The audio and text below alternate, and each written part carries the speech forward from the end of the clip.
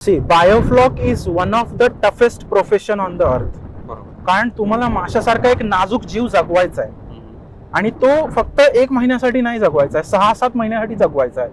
कित्येक अशा निसर्गामध्ये बदल येतात, ढगाळ वातावरण येतं, हवेतला ऑक्सिजन कमी होतो, रात्री शेवाळा असल्यामुळे माशाची कधी कधी मर होते. आम्ही डायरेक्ट कस्टमरला विक्री करतो. आम्ही होलसेल मध्ये जवळपास 10 ते 15% काम करतो. ह्याचं वाइंडिंग जळालं, ऑक्सिजन बंद ह्या आणि ह्या टँक मध्ये सगळे मोठे मासे होते, हार्वेस्टिंगला आलेले विक्रीचे मासे होते. 400 ग्रॅम 500 ग्रॅम जवळपास 2 टन मासा मेला. सगळ्या टँक मध्ये मासाच तरंगत होता.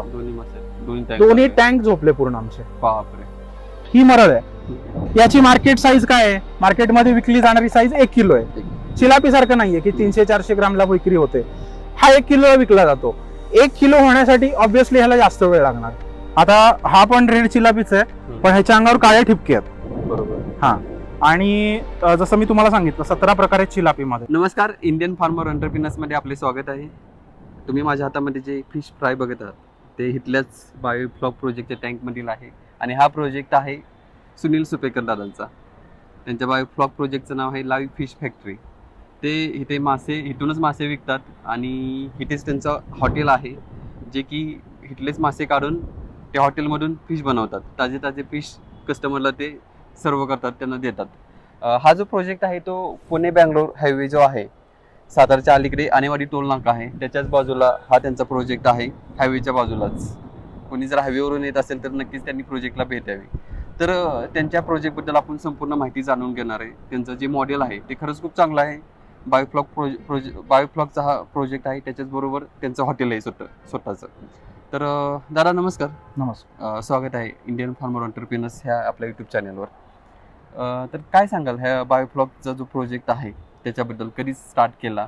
आणि सर्वप्रथम तुम्ही स्वतः IT इंजिनियर आहात, जॉब करतच हा प्रोजेक्ट तुम्ही चालवतात.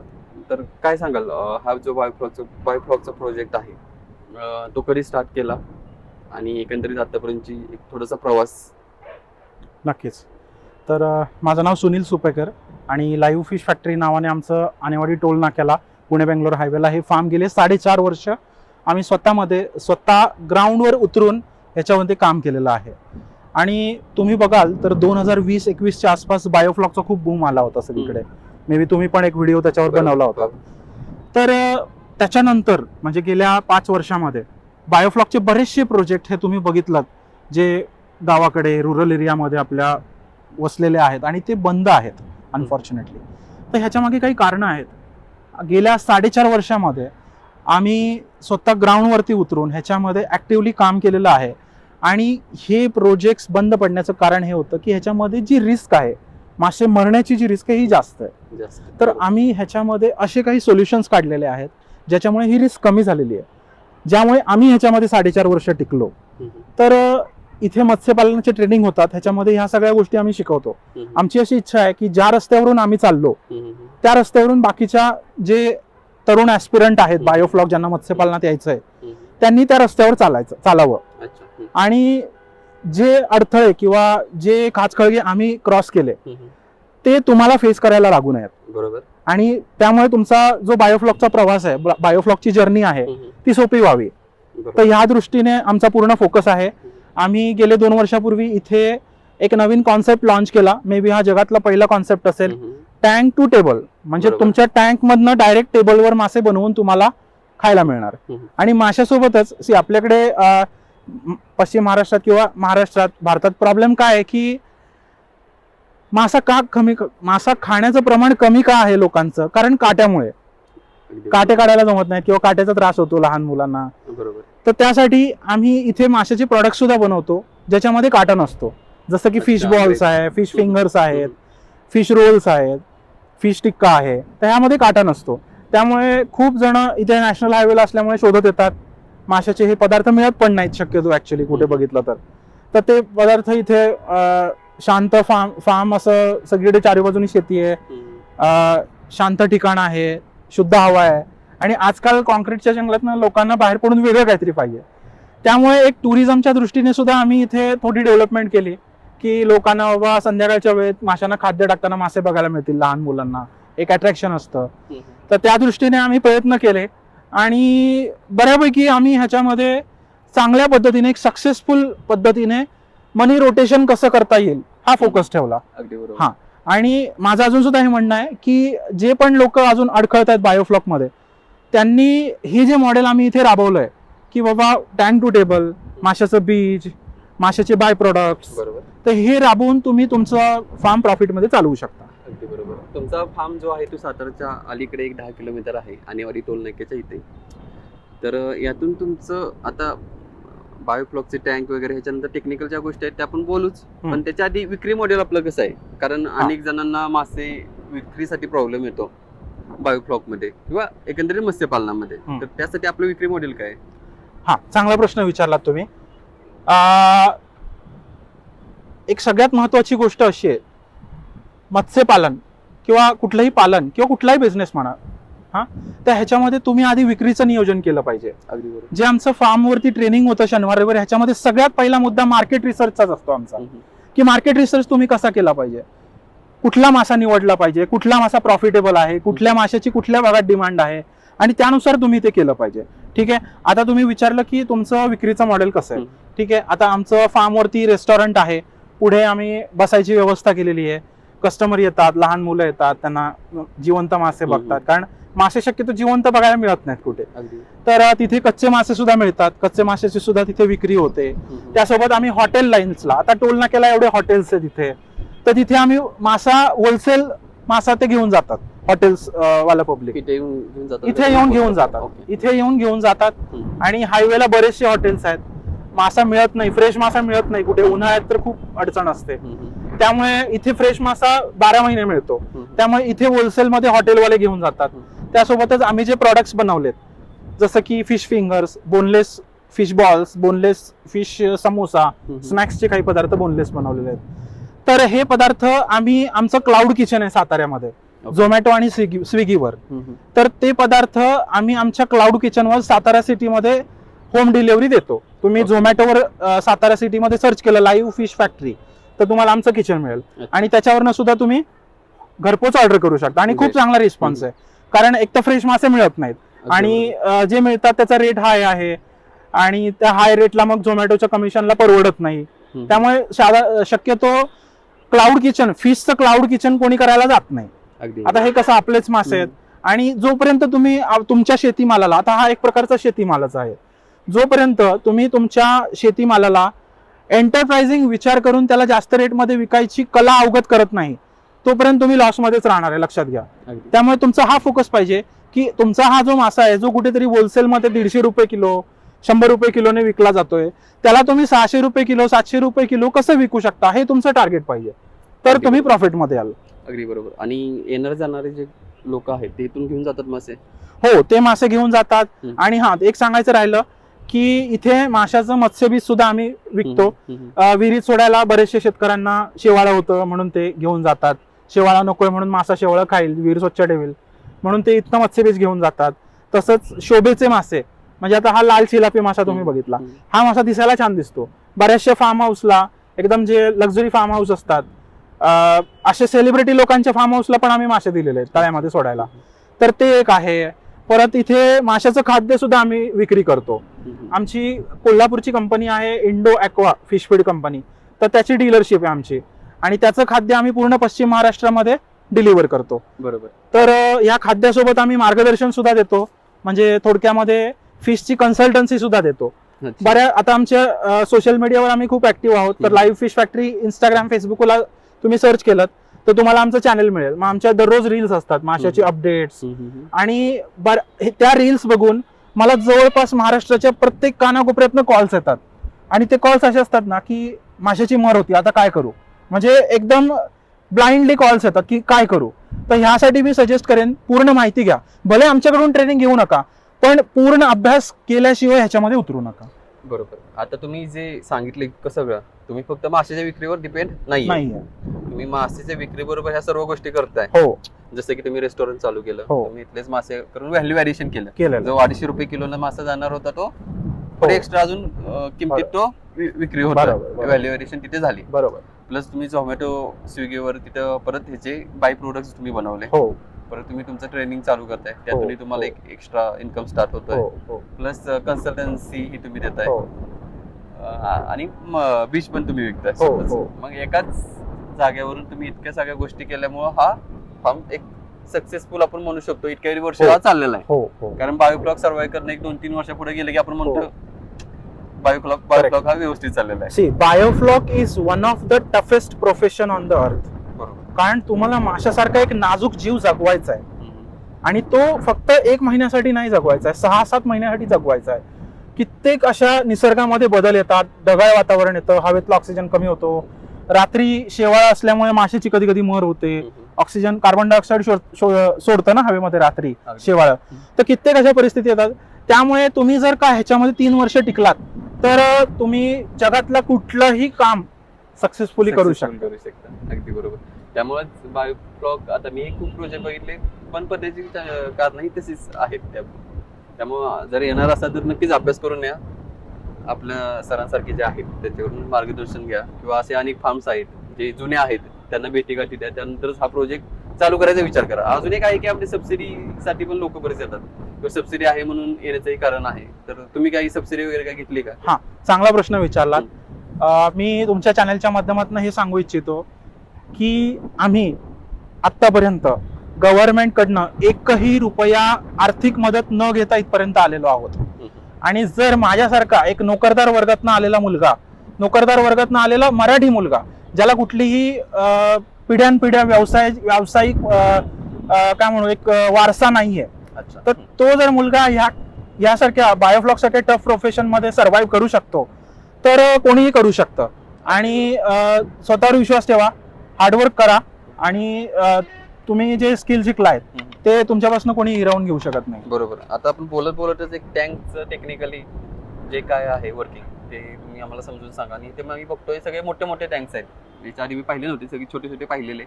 तर मोठे टँक करण्याचे एक कारण काय आहे ते आम्हाला सांगा. येस. आणि आपल्याला अजून एक विचारायचं की यामध्ये आपली आयडिया काय, म्हणजे स्टार्ट करण्यामागे किंवा कुठून तुम्हाला आयडिया सुचली स्टार्ट करावं, कारण तुम्ही जॉब करत होता. हो, त्यामुळं ह्या गोष्टी करणं किंवा जास्त विचार करून करत नाही. बरोबर. हे 1 लाख लिटरचे 8 टँक्स आहेत. 1 लाख लिटर म्हणजे 1.5 मीटर हाईट, म्हणजे हा टँकची हाईट जी आहे ही 1.5 मीटर आहे सेंटर पीस पासून. आणि जे टँकचा व्यास आहे, व्यास डायमीटर, बरोबर, तो 10 मीटर आहे. 10 मीटर व्यास आहे. Capacity 1 lakh litre. 1 lakh litre. Okay.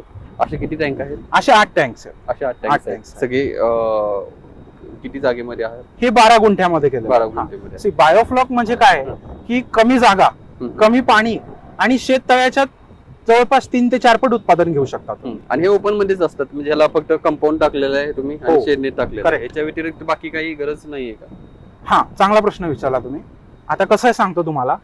तुम्ही बायोफ्लॉकचे जेवढे प्रोजेक्ट बघितले असेल, मे बी 90% प्रोजेक्ट, 90 नाही 99%, त्याला वरनं असं शेड टाकलेलं आहे, वरनं बरोबर हिरवं शेड टाकलेलं आहे.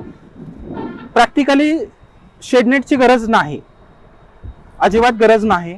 तुम्ही हे टँक ओपन सनलाईट मध्ये ठेवू शकता, पण तुम्हाला त्या केसमध्ये प्रोबायोटिक्स पावडर टाकून कल्चर डेव्हलप करायची गरज आहे. आता बायोफ्लॉक म्हणजे आपण फ्रेश पाण्यामध्ये करत नाही.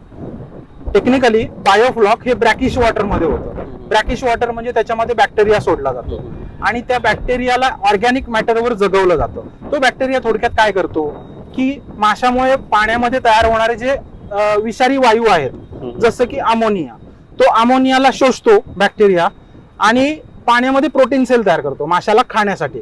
मग मासा हे नैसर्गिक खाद्य जे तयार होतं प्रोटीन सेलचं, त्याला खातो. त्यामुळे तुम्हाला जे बाहेरनं विकतचं खाद्य टाकायला लागतं त्याचं गरज इथे कमी आहे बायोफ्लॉक मध्ये.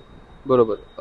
आता हे 8 टँक्स आहेत, आणि 8 टँकची कॅपॅसिटी 3 टन नुसार, म्हणजे 24 टन कॅपॅसिटी आपण इथं बसवलेली करू शकतो. येस. आणि हे जे मटेरियल युज केलेलं आहे ते कोणतंही मटेरियल युज करू शकतो. हो, बरोबर. छान. आता हे मस्त विचारलं तुम्ही. हे जे आहे हे आम्ही पत्र्याचे MS शीट वापरलेले आहे. ठीक आहे. तुम्ही ह्याच्यामध्ये जाळी सुद्धा वापरू शकता, लोखंडी जाळी सुद्धा, आणि बरेच जण लोखंडी जाळीच वापरतात. पण लॉंग टर्मच्या दृष्टीने, म्हणजे तुम्ही जर काय 20, 25, 30 वर्ष जर विचार करत असाल या बिझनेसचा, तर तुमच्यासाठी जे मजबूत टँक्स जेवढे चांगले आहेत तेवढं तुमच्यासाठी ते लॉंग टर्मच्या दृष्टीने चांगले आहेत. त्यासाठी हे आम्ही बनवताना पत्र्यामध्ये बनवलेले आहेत, बरोबर. कारण ह्याची लाईफ जास्त आहे. आता हिचं बॅच जे राहतं ते कंटिन्यू बॅचेस आपण राहतात, रोटेशन वाईज राहतात का एकाच वेळी आपण सगळं बॅच स्टार्ट करतोय? आता आम्ही सुरुवातीला जेव्हा प्रोजेक्ट चालू केला होता 4.5 वर्षापूर्वी, तेव्हा आम्ही सगळी बॅच एकदम सोडायचो, 8ही टँक मध्ये एकदम बीज सोडायचो. पण ते चांगलं नाहीये. का चांगलं नाहीये मी सांगतो. जर तुम्ही एकाच वेळेला मासे सोडले, तुमचं सगळं टँक 8च्या 8 एकदम खाली झाले, तुम्हाला तुमचं स्वतःचं काही एंटरप्राइझिंग करायचं असेल तर तुम्हाला स्कोपच नाहीये मग, कारण मग तुम्हाला बाहेरनं मासा आणणं गरजेचं आहे.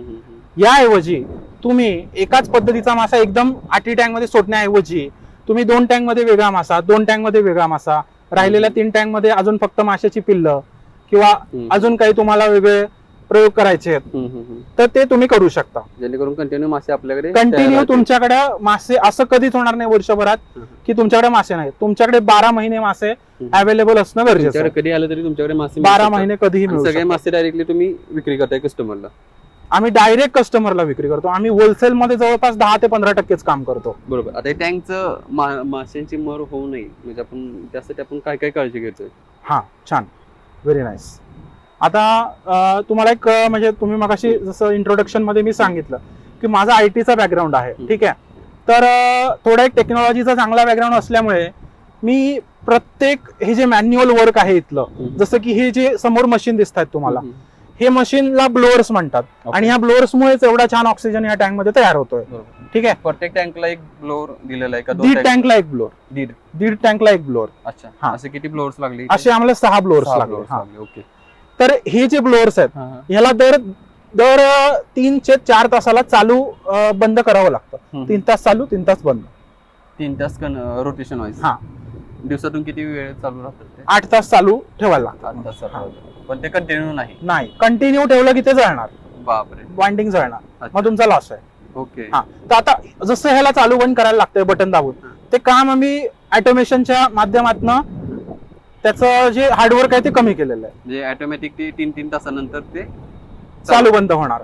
म्हणजे त्याचं अगदी व्होल्टेज म्हणा, ते मला घर बसल्या मोबाईलवर कळू शकतं किती व्होल्टेज, कुठला ब्लोअर चालू आहे, कुठला बंद आहे, किंवा कुठला ब्लोअर जे आहे मेंटेनन्सला आलेला आहे, कुठे व्होल्टेज कमी झालाय, व्होल्टेज कमी झाल्यावर लोड येतो त्याच्या वाइंडिंगवर. तर हे मला घर बसल्या. ह्याच्यामध्ये तुम्ही जेवढ्या टेक्नॉलॉजीचा वापर कराल तेवढं तुमची रिस्क कमी होत जाईल आणि काम इझी होईल. होत जाईल. म्हणजे आता 3 तासाला येऊन बटन चालू बंद करा, माणूस विसरणार, गावाला जाणार, कुठेतरी यात्रेला, कुठेतरी काय कार्यक्रमात, मग माणूस तुमच्या परत ऑन युअर ओन, ह्याच्यामध्ये चुका होण्याची शक्यता जास्त असते. तर जेवढा तुम्ही ह्याच्यामध्ये स्मार्टली काम कराल तेवढं चांगलं. आता फॉर एक्झाम्पल तुम्ही यापुढे तुम्हाला एकदम सिंपल गोष्ट आहे, पण तुम्हाला मी एकदम मस्त पद्धतीने सांगतो. आता हे बघा, ही इनलेट आहे, म्हणजे बोरचं पाणी इथनं आतमध्ये पडतं, ठीक आहे. आता हे बघा, हे ना आम्ही ह्याला इंग्लिशमध्ये सिव्हिल इंजिनिअरिंग मध्ये टर्म आहे, ती मला लक्षात येत नाहीये, पण आम्ही काय केलंय, ह्याला काल पूर्ण फाउंडेशनने सिमेंट कॉन्क्रीटचं हे करून आहे ना, ह्याला फाउंडेशन तयार केलंय. हे जर इथे फाउंडेशन नसतं तर काय होतं सांगतो. जेव्हा तुमची आता मोटर बंद आहे, पाणी बंद आहे, पण ज्या वेळेला तुम्ही हे चालू करता तेव्हा काय होतं, पाणी एकदम येत नाही. पाणी असं हुकअप देत येतं, म्हणजे हुंदके देत येतं, असा हा पाईप हलतो. आणि हा पाईप हलून आहे ना, एक क्षण असा येतो की हा पाईप पडतो. म्हणजे असं इमॅजिन करा, रात्रीची वेळ झालेली आहे, तुम्ही तुमचं काम संपवून परत चाललेला आहात रिटर्न, तुम्ही तिकडे गेलात, मोटर चालू केली आणि तुम्ही विचार केला की हा पाणी चालू झालं असेल, पण प्रत्यक्षामध्ये हे चालू होऊन ह्याच्यावर ताण येऊन हे हलवून हे पडलेलं आहे आणि मासे तसेच राहिले, आणि तुम्ही सकाळी येऊन बघता तर मर झालेले. असे कित्येक सिनेरिओ मी बघितलेले आहेत. त्यामुळे ह्याला आम्ही इथं खाली फाउंडेशन केलं. काय झालं, रिस्क माझी कमी झाली, इझी झालं काम. तर अशा पद्धतीने तुम्हाला ह्याच्यामध्ये जेवढं काम करता येईल. आता हे 4.5 वर्षामध्ये आम्ही आमच्या अनुभवातून शिकत यातनं हे करत गेलो. म्हणजे मासे मरण्याची शक्यताची जी कारण आहेत ती भरपूर आहेत त्यामध्ये. येस. तुम्हाला मी अजून एक गोष्ट सांगतो. आता आपण ह्या ज्या टँक पाशी उभा आहात, हे 5 नंबर टँक, हा 4 नंबर टँक, ठीक आहे. आणि पहाटे 5 वाजता 2022 ला ऑगस्ट महिन्यामध्ये असं झालं की हा ब्लोअर आहे, हा ब्लोअर चालू होता आणि हा ब्लोअरचं वाइंडिंग जळालं. याचं आतमध्ये कॉपरचं वाइंडिंग असतं, हे जळालं. आणि आता तरी ही पाईपलाईन आहे ना, ही पांढरी पाईपलाईन जी दिसते ऑक्सिजनची, ही स्टार्ट टू एंड कनेक्टेड आहे. एकमेकांना. पहिली कनेक्टेड नव्हती ही. ओके, हा. पहिली फक्त ह्या 1 आणि 2 ब्लोअर पुरती कनेक्टेड होती. अच्छा, हा. इथं गॅप होता, मग परत वरचे 2 कनेक्टेड होते. हा, हा, तर झालं काय, ह्या 2 मधला एक आम्ही चालवला होता हा, हा, हा. आणि त्यावेळेला ऑटोमेशन वगैरे काही केलं नव्हतं आम्ही. अच्छा, हम्म. ह्याचं वाइंडिंग जळालं, हम्म. ऑक्सिजन बंद ह्या आणि ह्या टँक मध्ये. सगळे मोठे मासे होते हम्म. हार्वेस्टिंगला आलेले, विक्रीचे मासे होते. हा. 400 ग्रॅम 500 ग्रॅम, हा. जवळपास 2 टन मासा मेला. सगळ्या टँक मध्ये मासाच तरंगत होता. दोन्ही मासे, दोन्ही tank दोन्ही होते. टँक झोपले पूर्ण आमचे. बापरे. आणि हम्म. पूर्ण लॉसच ना, कारण नाशवंत माल किती आहे. वेळ गेला यामध्ये? पहाटे 4:30 ला झालं वाइंडिंग. हम्म, हम्म. 7 ला लक्षात आलं माणसाला. एकटा माणूस काय करणार आहे. सगळं होईपर्यंत 11 काढेपर्यंत 11 वाजले. हम्म. तोपर्यंत सगळा मासा सडला होता. बापरे, नुकसान आहे सगळं. नुकसान. आता ह्याच्यावर आम्ही काय शिकलो ते सांगतो तुम्हाला. ह्याच्यावर आम्ही सुधारणा काय केली, पहिली तर ही जी पांढरी पाईपलाईन आहे एरेशनची UPVC, हम्म. ही पाईपलाईन आम्ही स्टार्ट टू एंड जॉईंट केली. ओके. म्हणजे हा जर ब्लोअर बंद पडला हम्म, हम्म. तर तिकडचा चालू आहे, हम्म. तिकडचा बंद पडला कनेक्ट आहे पहिल्यापासून स्टार्ट पर्यंत. हा, स्टार्ट टू एंड. फ्लोअरवर ऑक्सिजन. करेक्ट. आता दुसरी गोष्ट अजून काय केली, समजा हा जळाला हम्म. हा आणि तिकडचा चालू आहे, हम्म. तर तिकडची जी हवा आहे हम्म. ती ह्या पाईपातनं रिटर्न प्रेशर मधनं या फिल्टर मधनं बाहेर पडणार. म्हणजे पाण्याचं हवेचं प्रेशरच क्रिएट होणार नाही. हम्म. म्हणजे हा जर ब्लोअर जळाला हम्म. तर ह्याचं प्रेशर कुठेतरी ब्लॉक झालं पाहिजे. म्हणून आम्ही, तुम्ही जरा पुढे या म्हणजे तुम्हाला सांगतो, हम्म. आम्ही इथे नॉन रिटर्न वॉल बसवला. हे बघा, हम्म. हा नॉन रिटर्न वॉल आहे. हम्म. अच्छा. या नॉन रिटर्न वॉलची फ्लॅप आहे ना, हम्म. ही फ्लॅप फक्त अशी उघडते. हम्म. या साईडला ब्लॉक होते ती, त्यामुळे हा. रिटर्न प्रेशर आहे ना, हे रिटर्न प्रेशर इथे सगळं ब्लॉक झालं. ओके. त्याच्यानंतर गेल्या 3 वर्षात 4 वर्षात असे बरेच प्रसंग आले हम्म. की एखादा ब्लोअर जळाला, पण ओके. त्याचं रिटर्न प्रेशर ब्लॉक झाल्यामुळे हा. माशाची मर झाली नाही. ओके. आता ही जी पांढरी पाईप दिसते त्याला सगळे पाईप्स हे जे काळे आहेत हो. त्या कनेक्टेड आहे, त्याच्याबद्दल काय सांगाल? हा, आता हे काय असतं, ही जी तुमची मास्टर पाईपलाईन आहे, हा, हा. हा, ही पाईपलाईन म्हणजे मजबूत असते. हा, हा, ही हा. गरम पाणी, गरम हवा, बरोबर. ही स्टीम वगैरे सगळ्यासाठी चालते. हा, हा, हा. ठीक आहे. आता ही जेव्हा पाईपलाईन, ही तुमचे ड्रिपचे पाईप आहेत बेसिकली, हम्म, हम्म. हे जे काय हम्म. आणि त्याला हा कॉक लावलेला आहे तिथे. हम्म. तिथे रबरचं पॅकिंग असतं पूर्ण, आणि हे पूर्ण पाईप जे आहे, ही ड्रिप पाईप खाली स्पायडर असतो एक, ओके. तो स्पायडरच्या माध्यमातून ऑक्सिजन पाण्यातनं वर येते. अगदी बरोबर. हा, हे किती आता- पाईप सोडलेले आहेत काळ्या? एका टँक मध्ये 12 स्पायडर असतात. 12. हा, ओके, ओके. हे कंटिन्यू ऑक्सिजन देण्याचं काम करतोय. कंटिन्यू ऑक्सिजन आणि देतात. पाण्याच्या लेवल बद्दल काय सांगाल? पाण्याची लेवल तुम्ही जास्त ठेवा कधी पण. जेवढी पाण्याची लेवल जास्त, तेवढा तुमचा मासा स्टेबल राहणार, तेवढा मासा तुमचा खुश राहणार. अच्छा, अच्छा. जेवढी आणि तुम्ही पाणी काढताय, पण किती दिवसानंतर काढताय पाणी? हा, हा, चांगला प्रश्न विचारला. आता हे जे बायोफ्लॉक मत्स्यपालन आहे, हम्म. याच्यामध्ये तुम्हाला 24 तास लाईट असेल तर तुम्हाला एकही थेंब पाणी सोडायची गरजच नाहीये. Start to end. हम्म. मासाचं बीज सोडल्यापासून निघेपर्यंत बोलतोय मी. हम्म, हम्म, कमी पाणी कमी जागा बोललो मी तुम्हाला, बरोबर. हम्म. तर ह्याच्यामध्ये तुम्हाला पाणी सोडायची गरजच नाही. कधी? जेव्हा 24 तास लाईट आहे तुमच्या इथे.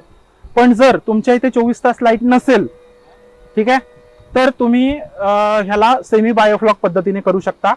म्हणजे थोडक्यात ह्याच्यामध्ये फ्रेश पाण्यामध्ये करू शकता तुम्ही, किंवा तुम्ही कमी बायोफ्लॉकचं कल्चर डेव्हलप करू शकता. बॅक्टेरिया वगैरे जे आहे बायोफ्लॉकचं सगळं जे हम्म. कोर टेक्निकल, तर ते एकदम कमी प्रमाणामध्ये कल्चर डेव्हलप करून तुम्ही हे करू शकता. इथे तुम्ही पाण्याचे इनलेट दिलेले आहेत. हो. पाणी कोणतून सप्लाय कुठून आहे? हा बोरचं पाणी आहे बोरचं आमचं. पाणी. हा, बोरचं आहे. ओके. तेवढं पाणी पुरेसं आहे आपल्या बोरला? हो. ओके. हम्म. आणि लाईट साठी काय आपण हे केलेलं? लाईटचं इथे जी लाईन येते MSCB कडनं, तेच लाईनवर चालू आहे आमचं. म्हणजे कंटिन्यू लाईट असते? नाही, इथं अनइंटरप्टेड लाईट नाहीये. इथं ट्रिपिंग असतं, पावसाळ्यात खूप त्रास असतो. मग पण- ते कसं आपण हे करताय हो, त्याच्यावर? तर मग त्यासाठी आम्ही डेन्सिटी कमी ठेवतो माशाची. ओके. जिथं 6000 मासे सोडायला लागतात ह्याच्यामध्ये, हम्म. तर त्या ठिकाणी आम्ही 50% कॅपॅसिटीने चालवतो. जसं की ओके. 50% म्हणजे 3000 मासे सोडतो आम्ही हा, हा, हा, हा. अशा परिस्थितीमध्ये. Okay, okay. ह्या दोन ता- टँक मध्ये कोणत्या व्हरायटी आहेत? आता ह्याच्यामध्ये लाल चिलापी, ह्यामध्ये पण लाल चिलापी आहे. ओके. दोन्ही पहिल्या मागच्या 2 टँक मध्ये मरळ मासे आहेत. हे बघा, हे मरळ मासा, हे मरर. गोड्या पाण्यातला हाय व्हॅल्यू फिश, ज्याला ओके. रेट चांगला आहे, ओके. प्लस काटा कमी आहे. त्याला वाम म्हणतात का? नाही, वाम वेगळा आहे. अच्छा. हा मासा म्हणजे ह्याचं टेक्निकल नाव चन्ना पंक्टॅटस आहे. ओके. हा, आणि हा एक प्रकारे औषध, हम्म. म्हणजे तुमचं कुठला रोग म्हणा, कॅन्सर, त्यानंतर तुमचं जखम भरून येण्यासाठी जे खायला देतात, हम्म. हा, तर त्यासाठी बेस्ट मासा आहे हा. ओके, ओके, हम्म. ओके. ठीक आहे. हा किती टँक मध्ये आहे आपल्याकडे? हा आमच्या 2 टँक मध्ये आहे. Okay okay. हा. आणि ह्याचं लोक घेतात ह्याला? हो भरपूर आवडीने खातात. हा अहो खाण्यासाठी आपला कसा हा? खाण्यासाठी टेस्टला 1 नंबर मासा आहे हा. हं. आपल्या पश्चिम महाराष्ट्रामध्ये हं. हा मासा मिळवण्यासाठी मार्केटला भांडणं होतात. ओके. ठीक आहे. आता हा टँक नंबर किती आहे हे दोन्ही? हा 5 आहे, हा 4 आहे. हा. आता तुम्ही जे हे केलेलं आहे ते हायवेच्या साईडला, इथं हायवे दिसत असेल तुम्हाला, हो. बघू शकता आपण. हे काय टोल नाका समोर आहे हा, बघा. आणि हे टोल नाका आहे, आणेवाडी हो टोल नाका. आणेवाडी टोल नाका. मग ह्याचा काय फायदा झाला तुम्हाला? याचा 100% फायदा झाला जेव्हापासून आम्ही होर्डिंग लावलं तेव्हापासून. सी तुमचं आजच्या जगामध्ये म्हणजे 21व्या शतकात तुम्हाला आहे ना तुमचा बिझनेसचं मार्केटिंग करणं हे मस्ट आहे. आता बरोबर. पूर्वीचा काळ राहिलेला नाहीये की तुम्ही कच्चा माल आणला आणि दुकान टाकलं आणि तिथं विक्री होईल. कॉम्पिटिशन वाढलेली आहे आणि जेवढा तुम्ही टेक्नॉलॉजीचा वापर करू शकता मार्केटिंग करण्यामध्ये तेवढं तुमचा जास्त तुम्ही लवकर प्रॉफिट मध्ये. एक डबा दिसतो, ह्या डब्यामध्ये कसं ते ठेवलेलं आहे? हो हा कॅमेऱ्यासाठी लावलेला. आता प्रत्येक डबा. टँकला आम्ही एक कॅमेरा लावलेला आहे. बरं. तर ह्या ह्याच्यामध्ये कॅमेराचे पॉवर सप्लायज म्हणा आणि सगळं कॅमेराचे लाईट्स वगैरे पण कंटिन्यू चालू असतात? हो लाईट्स कंटिन्यू चालू असतात. रात्री बंद ठेवतो आम्ही. रात्री बंद ठेवतो आम्ही. ओके. हा अर्धा किलोचा मासा आहे. अर्धा किलो. हो. एक 8 ते 9 महिन्यात. किती तरी एक्झॅक्ट दिवस किती झाले असते त्याला? एक्झॅक्ट जवळपास म्हणायचं झालं तर 8 महिना आणि काही दिवस. 8 महिन्यात काही दिवस. लाल चिलापी हा संपूर्ण सेम कलर असतो? Same Structure. सेम सेम सगळ्या माशांना सेम सेम. ओके. स्ट्रक्चर बघू शकतो. हे ठिपके सुद्धा असतात त्याच्या अंगावर. म्हणजे पूर्ण रेड असेलच असं नाही. आता हा पण रेड चिलापीच आहे पण ह्याच्या अंगावर काळे ठिपके आहेत. बरोबर. हा आणि जसं मी तुम्हाला सांगितलं 17 प्रकार आहेत चिलापीमध्ये. हा जो आहे हा रेड तिलापिया आहे. त्याच्यासोबतच नाईल तिलापिया, मोझांबिक तिलापिया. याची साईज थोडी जास्त वाटते. हो. थोडाफार 19-20 फरकाने. आता तुम्हाला एक गोष्ट सांगतो, या माशाबद्दल सोशल मीडियामध्ये एवढे गैरसमज आहेत ना की हा मासा इतरांची अंडी खातो आणि हा मासा कशाही पाण्यात जगतो, हा निसर्गासाठी चांगला नाहीये. तर तुम्हाला मी काही एक रंजक तत्व सांगतो, रंजक गोष्टी सांगतो मत्स्यपालनातल्या. हा इतर माशाची फक्त अंडी खातो पण इतर माशा, अख्ख्या माशाला गिळणारे सुद्धा मासे आहेत. जसं की मरळ. मरळ मासा अख्खा डायरेक्ट गिळतो दुसऱ्या माशाला. डायरेक्ट गिळतो. मोठा मासा पण गिळतो. मांगूर मासा डायरेक्ट गिळून टाकतो.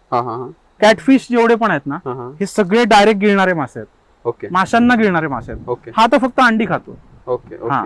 आणि तसं तुम्ही बघायला गेलं हा मासा आफ्रिकेतला आहे. ठीक आहे. हा काही इंडियन ब्रीड नाहीये. पण जे आपल्या भारतात प्रामुख्याने खाल्ले जाणारे मासे आहेत, रोहू म्हणा, कॉमन कार्प म्हणजे आपण म्हणतो ना सिपर्निस, हा सुद्धा ह्यातले बरेचसे मासे इंग्रजांनी भारतामध्ये सुरुवातीला चोडलेले आहेत. बरोबर. आणि मग ते आपल्याकडे प्रचलित झालेले आहेत. त्यामुळे तसं बघायला गेलं तर मुळातले आपले मासे फार कमी आहेत भारतातले. इंडिजिनियस प्रजाती फार कमी आहेत. बरोबर. आता हा मरळ मासा आहे, हा जवळपास अर्धा किलोचा मासा आहे. अर्धा किलो असेल? हो. आता तुम्हाला एक गोष्ट सांगतो, किती महिने लागला असेल याला? याला 6 ते 8 महिने. 8 महिने लागेल असेल टाइम. मरळला टाइम जातो? मरळला टाइम लागतो. प्रत्येक माशावर डिपेंड आहे. प्रत्येक माशाची मार्केटेबल साईज ही वेगळी आहे आणि मार्केटेबल साईज वेगळी असल्यामुळे कल्चर पिरियड पण वेगळा आहे. म्हणजे उदाहरणार्थ ही मरळ आहे, याची मार्केट साईज काय आहे? मार्केटमध्ये विकली जाणारी साईज 1 किलो आहे. चिलापी सारखं नाहीये की 300-400 ग्रामला विक्री होते. हा 1 किलो विकला जातो. 1 किलो होण्यासाठी ऑब्व्हियसली ह्याला जास्त वेळ लागणार. त्यामुळे कसं आहे खाण्यासाठी सगळ्यात टेस्टी मासा. ओके. काटे खायला टेस्टी, तुमच्या न्यूट्रिशियस व्हॅल्यू म्हणाल तर सगळ्यात बेस्ट मासा आहे हा. औषध म्हणतात त्याला गोड्या पाण्यातलं. याचे बीज आहे आपल्याकडे? आहे ना, सगळ्या माशांचे आहे? हो सगळ्या माशांचं आहे. ओके ओके ठीक आहे. हे सोडूया आपण आता. सोडण्याची काय पद्धत राहते का परत? आता हा मासा जो आहे याला पकडताना खूप केअरफुली पकडायला लागतं कारण हा लगेच सापासारखा आहे, निसटतो लगेच. त्यामुळे ह्याला घट्ट पकडायला लागतं. चिलापीला वेगळ्या पद्धतीने पकडायला लागतं.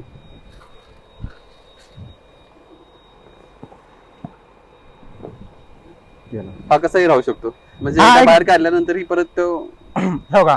तुम्हाला एक मजेशीर गोष्ट सांगतो, या माशाला आहे ना, ह्याला हे जे मासा आहे ह्याला पाण्यातला वाघ म्हणता येईल. जमिनीवर जंगलातला जो वाघ असतो तो लपून शिकार करतो, हा पाण्यात शिकार करतो. शिकारी आहे हा, पाण्यातला शिकारी आहे अच्छा, म्हणजे तो कसाही जगू शकतो. हा. कसाही जगू शकतो आणि अटॅक तो करतो. एकमेकाला खात नाहीत किंवा खातो एकमेकाला खातो खातो म्हणून केसेस झालेले आहेत. झालेले आहेत. अच्छा, जसं वाघ एकमेकाला सोबत राहू शकत नाही, हा. दोन मेल वाघ.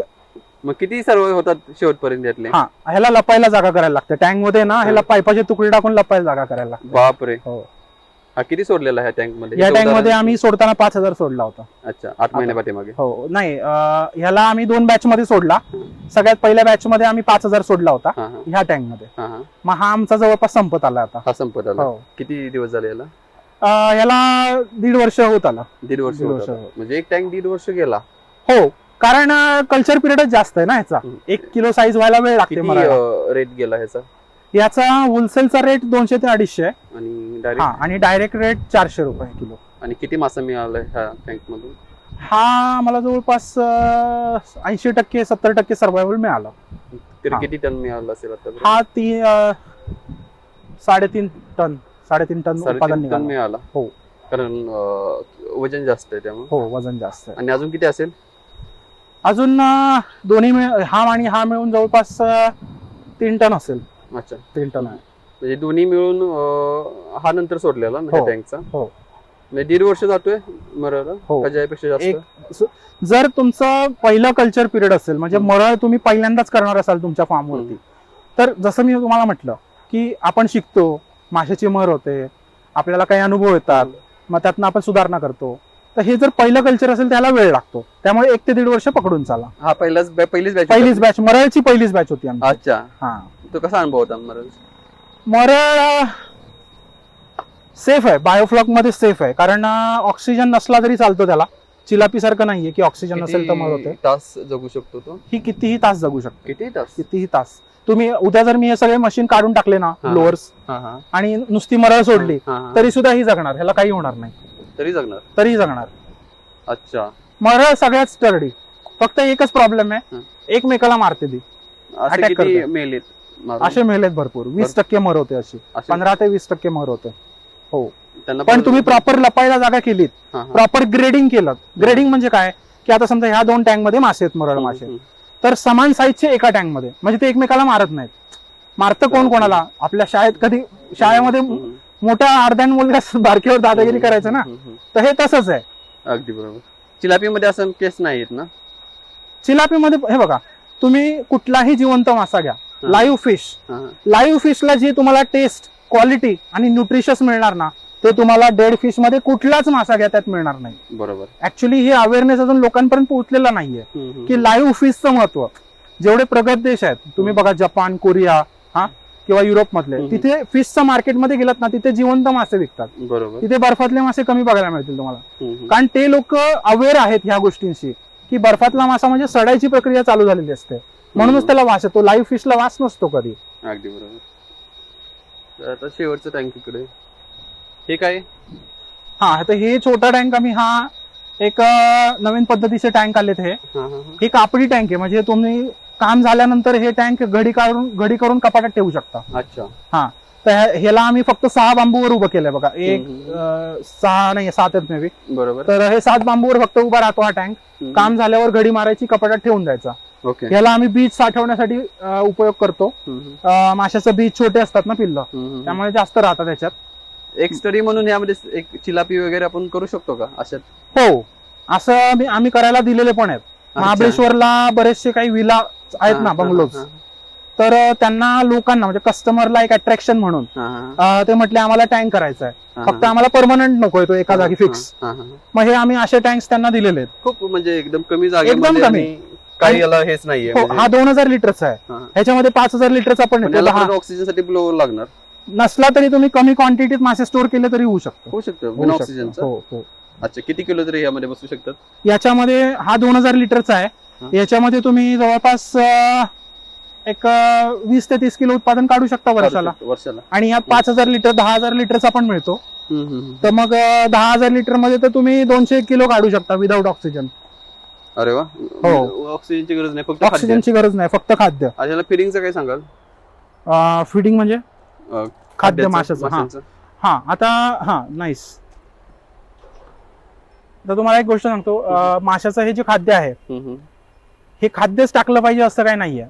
माशाचं खाद्य काय आमचं तिथे गोडाऊन आहे, आम्ही खाद्य विकायलाच बसलेलो आहे. पण तुम्हाला एक कॉस्ट इफेक्टिव्ह पर्याय सांगतो मी. तुम्हाला जर मत्स्यपालनामध्ये यायचं असेल तर तुम्ही माशाचं खाद्य न टाकता शेवाळ्यावर सुद्धा मासा जगतो.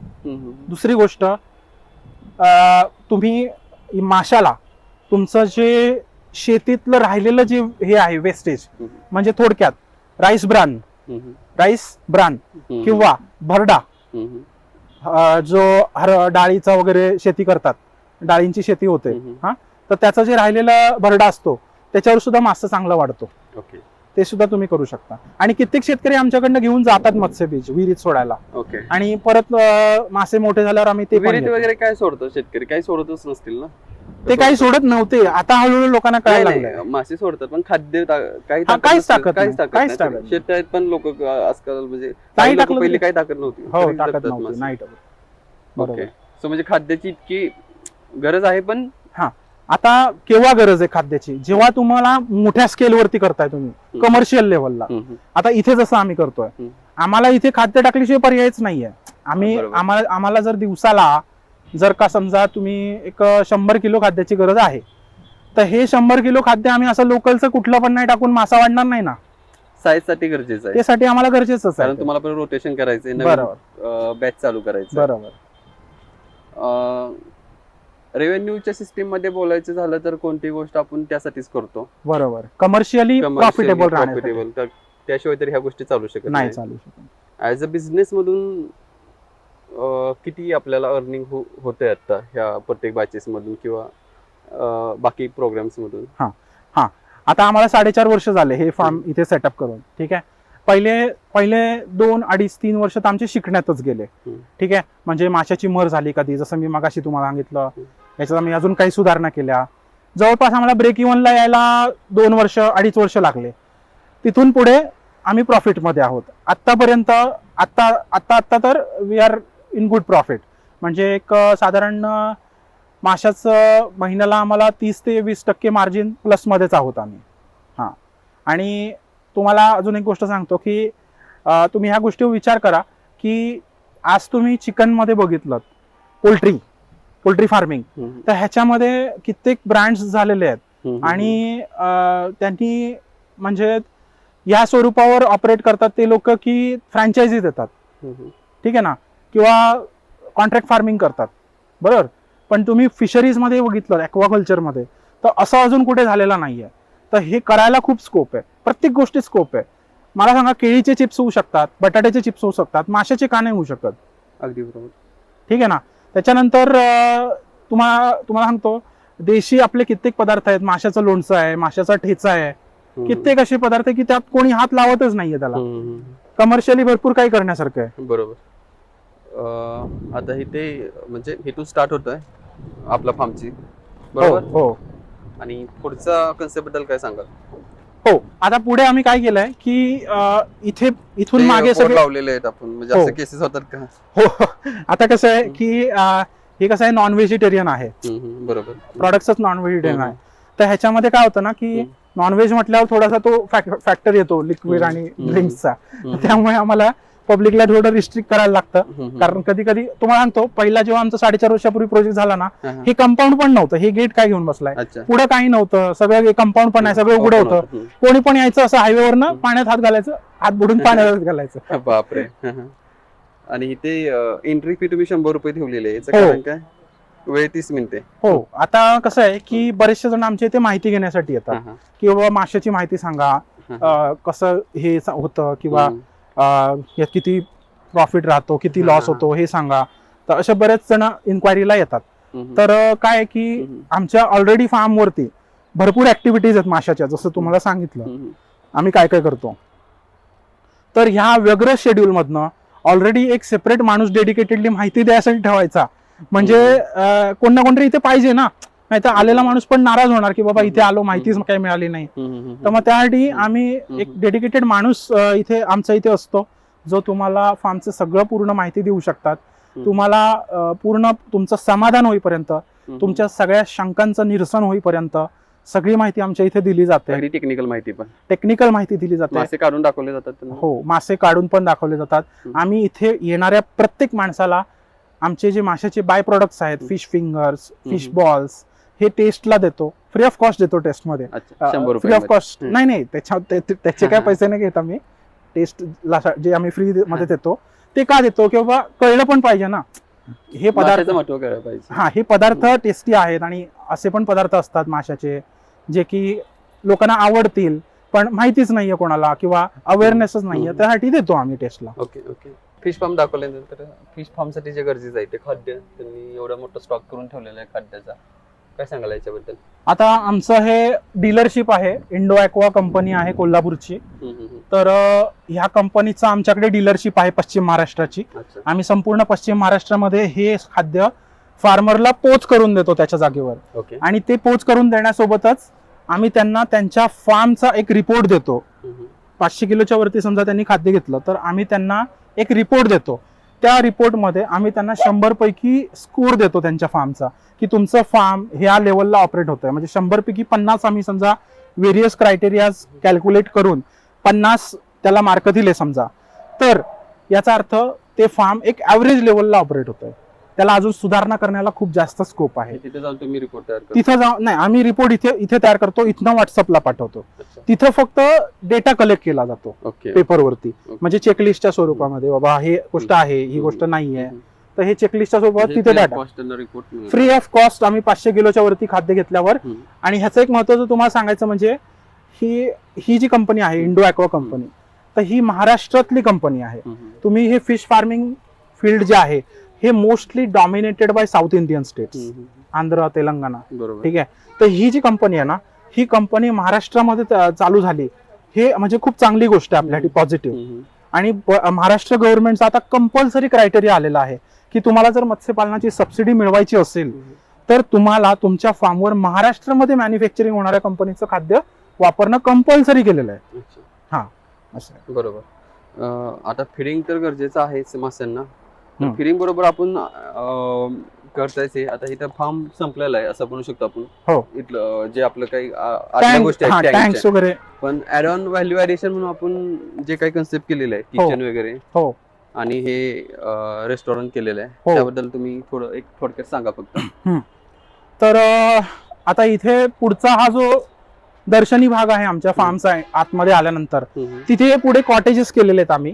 तर विषय असा आहे की इथे रेस्टॉरंट केलेलं आहे, म्हणजे थोडक्यामध्ये एक जरा एक्साइटिंग कस्टमरला येणाऱ्या भेट देणाऱ्या माणसाला जरा एक वेगळं काहीतरी जाणवलं पाहिजे. आता बऱ्याचशा लोकांचा मला कॉल येतो, मला विचारतात हॉटेल चालू आहे का, तर त्यांना वाटतं हॉटेल आहे हे.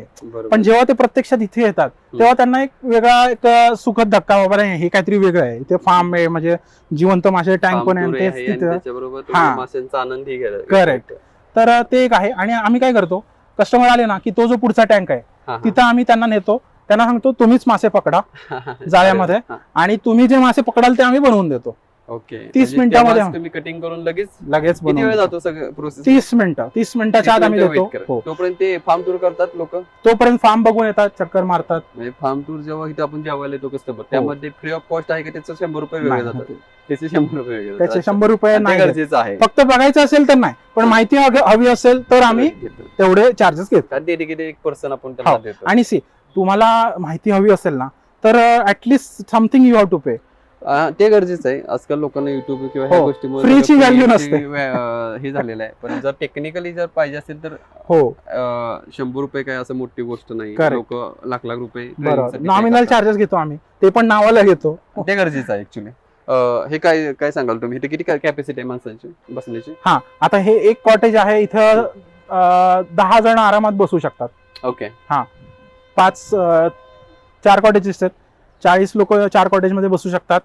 त्यानंतर अजून सुद्धा जागा कमी पडली तर इथे सुद्धा आम्ही लॉन एरियामध्ये टेबल टाकतो आणि इथे सुद्धा कस्टमर जेवण करतात. ग्रेट. आणि काय की कस्टमर्स असे जे सिटी मधले आहेत, आता इथून पुणे 80 किलोमीटर वरती, इकडे सातारा 18-15 किलोमीटर वरती.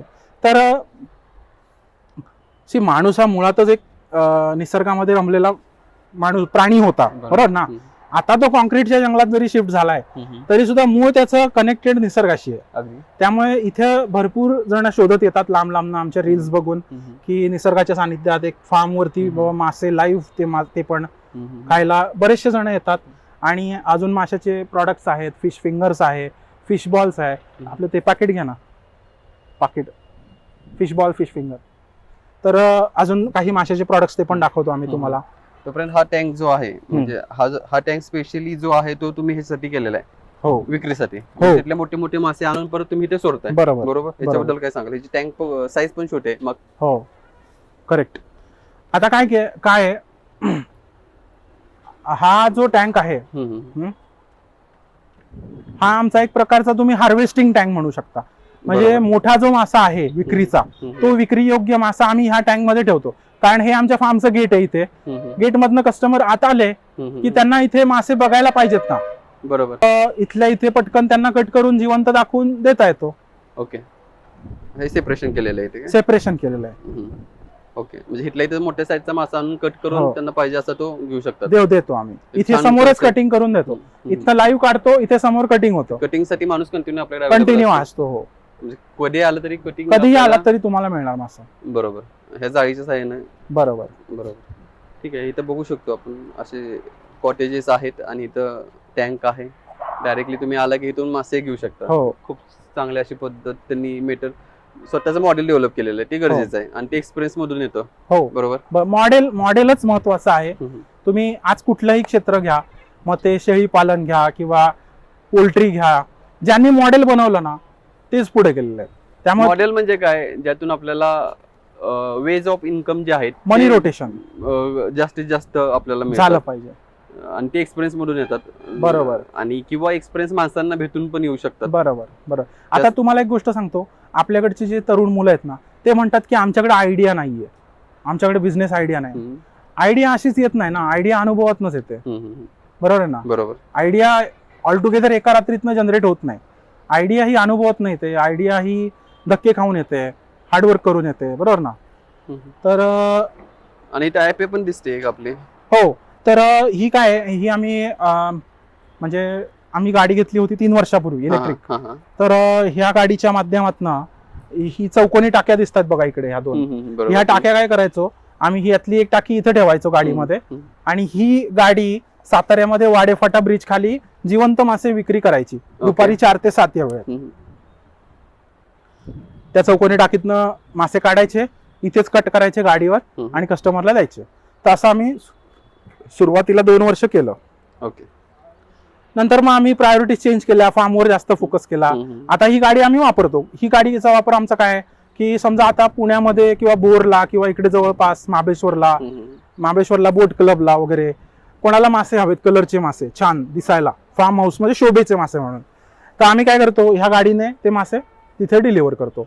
माशाचं खाद्य कोणाला हवं आहे, मग माशाचं खाद्य आम्ही ह्या गाडीने डिलिव्हर करतो. प्लस समजा आम्हाला स्वतः जाऊन खाद्य आणायचं माशाचं कोल्हापूरहून, तर मग हे आम्ही ही गाडी पाठवतो. असं वेगळं करण्यासाठी ही गाडी माशाच्या रिलेटेड ऍक्टिव्हिटीज मध्ये कंटिन्युअसली एंगेज्ड आहे. बरोबर. आता आपण संपूर्ण फिश फार्मची त्यांची टूर केली, त्यांचं रेस्टॉरंट आपण बघितलं, तर त्यांनी काही इथं फिशचे बाय प्रोडक्ट्स केलेले आहेत. काय सांगाल या प्रोडक्ट्स बद्दल? हो, आता पहिली गोष्ट तर हे सगळे पदार्थ हे बोनलेस आहेत, म्हणजे ह्याच्यामध्ये काटा नसतो.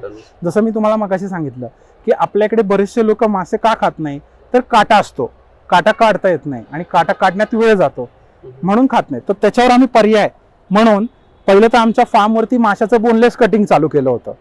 जेव्हा फार्म चालू केलं त्याच वेळेला बोनलेस कटिंग आम्ही शिकलो होतो सगळे. त्यासाठी वेगळ्या स्पेशल सुऱ्या आणून वगैरे, आता कुठल्याही सुरीवर करू शकतो बोनलेस कटिंग. कटिंगचं प्रॅक्टिस तर बोनलेस कटिंग नंतर आम्ही हे पदार्थ हळूहळू बनवायला सुरुवात केली. तर हे फिश बॉल्स आहेत. हा, जसे आपले व्हेज मध्ये चीज बॉल्स असतात तसे हे फिश बॉल्स आहेत. यात फिशचं सारण आहे आणि छान टेस्टी आहेत. आम्ही सगळ्यांना टेस्टला देतो. थोडंसं तिखट असतो आणि आपल्याकडे थोडं तिखट खाणारे जास्त लोक आहेत, त्यामुळे टिकू शकतो. किती दिवस? ह्याची शेल्फ लाईफ डीप फ्रीझरला 3 महिने आहे. 3 महिने म्हणजे इंडियन कंडिशन्स मध्ये जिथे लाईट जाते सारखी, अशा वेळेला तुम्ही ह्याच्यात लाईट गेलीच नाही समजा, तर हे 6 महिन्याला काही होणार नाही. काही होणार नाही डीप फ्रीझरला. पण हा आहे फिश फिंगर्स. हे फिश फिंगर्स आहेत बोनलेस, म्हणजे आपलं जसं फ्रेंच फ्राईज असतात व्हेजच्या, तसं हे यात माशाचं बोनलेस सगळं फ्लेश आहे आणि टेस्टी आहे. तुम्हाला एक गोष्ट सांगतो, एक इंटरेस्टिंग आहे, फिश फिंगर्स हे ब्रिटनचं राष्ट्रीय फूड आहे. तिथे मोठ्या प्रमाणात हे खातात. तिथे मासा जास्त प्रमाणात खाल्ला जातो, चारी बाजूने समुद्र आहे आणि तिथलं कल्चर असं आहे की फिश फिंगरला त्यांनी राष्ट्रीय खाद्याचा दर्जा दिलेला आहे. अच्छा. हा, म्हणजे तुम्ही तिथे कुठे गेला, मी सुद्धा लंडनला होतो 3 महिने, तिथे तुम्ही कुठल्याही हॉटेलला गेला तिथे फिश फिंगर मिळणारच. अच्छा. हा, ते करण्याच्या पद्धती थोडीशा डिफरंट पण राहतील. ह्याच्याबद्दल काय सांगाल? हे फिश समोसा आहे, म्हणजे जसं आपला घरी समोसा असतो बटाट्याचं सारण वगैरे, तसा हा फिशचा समोसा आहे. ग्रेट. प्रत्येकाला आम्ही टेस्टला देतो, सगळ्यांना आवडतो, किलोवर सुद्धा घेऊन जातात इथनं. ग्रेट. हा, याच्याबद्दल पुढे हे आहे फिश रोल. हा स्प्रिंग रोल आहे आणि अगेन बोनलेस, ह्याच्यामध्ये काटा नाहीये. ह्याच्यामध्ये हा आता हे सगळे पदार्थ एक साधारण 1 महिन्याभरामध्ये ब्लिंकिटवर सुद्धा लॉन्च होतील. कोल्हापूर, सातारा, पुणे आणि मुंबई 4 शहरात लॉन्च होतील. सातारामध्ये आपल्याला मिळतात आता हे ऑफलाईन मिळतात, ऑनलाईन अजून नाही आम्ही, पण तुम्हाला लवकरच लाईव्ह फिश फॅक्टरी तुम्ही ब्लिंकिटवर सर्च आता मिळतात. आता तुम्हाला साताऱ्यात मिळणार, ते पण कोडोलीमध्ये आमचं जे किचन आहे साताऱ्यात तिथं, किंवा आमच्या फार्मवरती इथे. अच्छा. हा, इथे तुम्हाला कधीही 365 दिवस आल्यावर मिळणार. आणि फार्म काय असं लांब नाही, हायवेलाच आहे, नॅशनल हायवेला आहे. आणि याबद्दल काय सांगाल? हे 2 आयटम आहेत आता हे थोडं कसं आहे, कॉन्टिनेंटल पदार्थ आहेत, म्हणजे जास्त करून युरोपियन कंट्रीज मध्ये. आता ह्याला थोडासा देशी पण आम्हाला स्वाद आणायचा होता, देशी स्वाद द्यायचा होता पदार्थांना. तर हा माशाचा ठेचा आहे, बोनलेस फिश ठेचा, लाल चिलापी माशाचा. ह्याच्यामध्ये काटा नसतो. हा फिश ठेचा आहे. आम्ही जे थाळी देतो जेवणामध्ये रेस्टॉरंटला कस्टमर्सना, त्याच्यामध्ये हा ठेचा देतो. तिथे आवडला कस्टमर्सना की ते बरणी घेऊनच जातात हमखास घरी. हा, तर हा फिश ठेचा आणि हे फिश लोणचं आहे. ओके. हे लाल चिलापी माशाचं आहे आणि ह्याला सुद्धा खूप आवडतं सगळ्यांना. खूप जण घेऊन जातात, कारण थाळीमध्ये टेस्टला देतो आम्ही, तिथे आवडलं की हे घेऊनच जातात. असं रिसर्च काय झाला का तुम्ही केला? आता तुम्हाला तसं सांगायचं झालं, अवेलेबल आहेत मार्केटमध्ये. हा, तर तुम्हाला एक म्हणजे सगळ्यात महत्त्वाचं सांगतो की हे जे सगळे रेसिपीज आहेत, या सगळ्या रेसिपीजचा फॉर्म्युला माझी वाईफ, माझी मिसेस, तर त्यांचं हे डोकं आहे सगळं, किंवा फार्म आहे तर हे पण करू आपण, आणि त्यात त्यांना इंटरेस्ट आहे. म्हणजे त्या स्वतः मेकॅनिकल इंजिनियर आहेत, पण त्यांना ह्याच्यामध्ये आवड आहे. त्यामुळे त्यांनी स्वतः ह्याच्यामध्ये उतरून हे पदार्थ तयार केले. क्लाउड किचन चालवतात सातारा सिटीमध्ये. झोमॅटो, स्विगीवर लाईव्ह फिश फॅक्टरी सर्च केलं सातारा सिटीमध्ये की सगळे पदार्थ त्या बनवतात. ग्रेट. ग्रेट. म्हणजे तुमच्या बरोबर तुमची फॅमिली यामध्ये थोडी इन्व्हॉल्व आहे बिझनेस मध्ये आहे. तर आपण त्यांचा फार्म बघितला, त्यांचं जे काही अजून मॉडेल आहे त्यांचं फार्मचं तेही आपण बघितलं. त्यांचे बाय प्रोडक्ट्स आहेत हे पहिल्यांदाच बघायला मिळतं, मी पहिल्यांदाच बघतोय, आणि जे कोणी व्ह्युअर्स असतील कदाचित तेही पहिल्यांदा बघत असतील. आणि सगळ्यांना सांगू इच्छितो की जर आपण हायवेनं जर प्रवास करणार असाल तर इथेच बाजूलाच त्यांचा फार्म आहे. तुम्ही नक्की एकदा इथे भेट द्या आणि त्यांचे जे मासे आहेत एकदा नक्कीच टेस्ट करा त्यांच्या इथे. सर तुम्हाला अवेलेबल असतीलच इथे. आपल्याला हा व्हिडिओ कसा वाटला ते कमेंट बॉक्समध्ये नक्की सांगा. आपल्याला काही शंका असतील तर सरांचा मोबाईल नंबर इथे देतोय, त्यांना तुम्ही कॉन्टॅक्ट करू शकता, किंवा तुम्हाला भेट द्यायची असेल तरी तुम्ही इथे फार्मवर येऊन भेट देऊ शकता. अनेक शंका असेल किंवा अनेक डाऊट्स असतील ते आपण कव्हर करण्याचा व्हिडिओमधून प्रयत्न केलेला आहे. तरी अजून काही प्रॉब्लेम असेल तर तुम्ही सरांना कॉल करा. हा व्हिडिओ आपल्याला आवडला असेल तर नक्कीच हा व्हिडिओ जास्तीत जास्त शेअर करा. आपल्या चॅनेलला सबस्क्राईब करा. धन्यवाद.